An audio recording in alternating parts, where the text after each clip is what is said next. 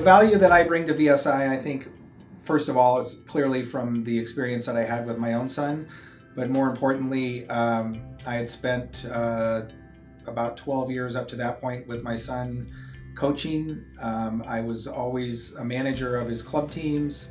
I was the vice president of Crossfire Soccer Club, and I knew there was a tremendous need for this. Having going through it myself, and basically, as I tell people, I did everything wrong in the process. I was able to correct that and help people understand that it's all about finding the right school for the right reason, where you can play your sport, and if your sport still isn't something that's important to you after you get there, that you've picked the right school for the right reasons and want to stay there.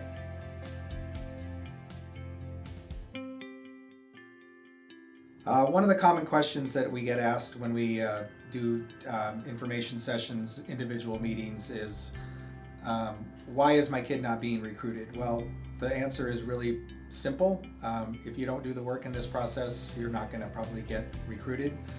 You may receive camp invites, you may be on somebody's email blast list, but the most important thing is that most families do not take the time and effort to contact coaches.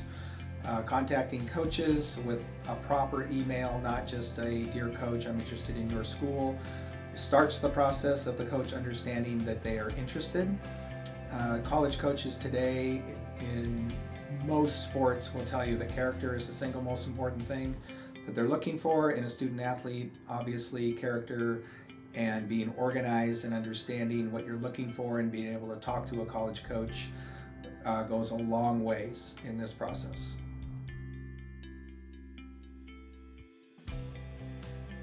When someone asks me what we do at BSI, I basically kind of stumped on what to say sometimes, but the shortest version, our elevator pitch, I guess is what you would call it, would be that we're college advisors first, and then we help kids with the college selection and recruitment process.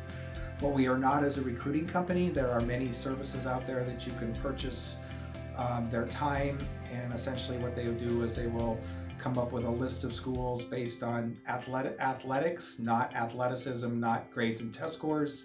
That is certainly the wrong way of going about it.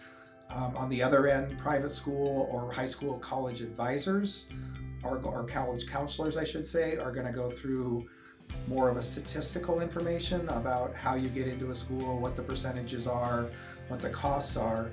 The difference between those two completely different aspects and ours is that we try to blend all of them together. Like I've said before, the student athlete needs to find out what's right for them, and then we need to match the right schools for the right reasons, with academic and cost being important. And then the unknown is what if I'm good enough to play there. And I think a lot of this comes down to the reality of that. Am I good enough to play there? So certainly a good athlete would not start with a list of all Division I schools.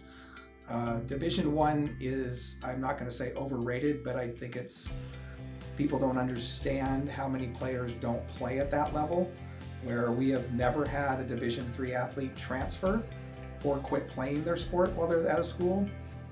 That's because their time is more balanced and it doesn't become their life, and they have a more enjoyable time playing their sport, more like they did in high school.